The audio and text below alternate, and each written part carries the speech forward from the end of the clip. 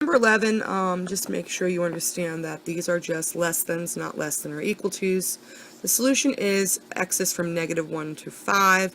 I wrote this in step builder notation. That wasn't necessary unless they ask for it, but you might want to get used to doing that.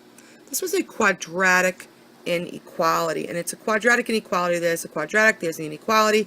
Best, when anything with an inequality, put it into y equals and use that test feature. So if you type that into y1, do a zoom 6, it's going to show you it's a push-in, a converging set. Right? The circles are open because that is an open symbol as opposed to close. If there was an equal sign there, they would be filled in. So now you pretend that's an equal sign, factor using simple AM factoring to get your boundary values, and you get your -1 to 5. This is considered a graphical solution. This is your solution set.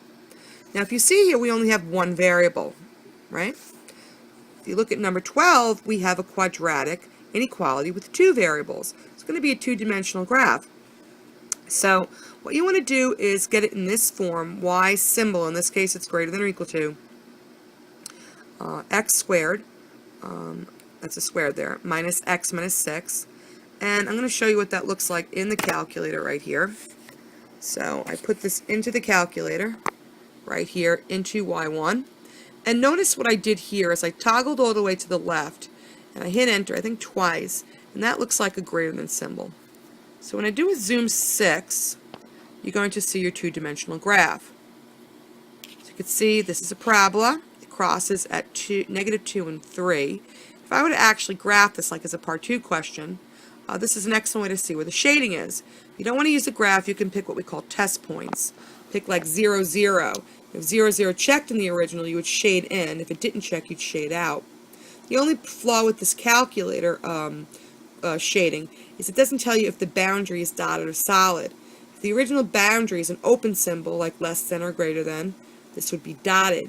If the original symbol was in closed symbol, like less than or equal to or greater than or equal to, this would be a solid line, which is indicated in this one, it's solid.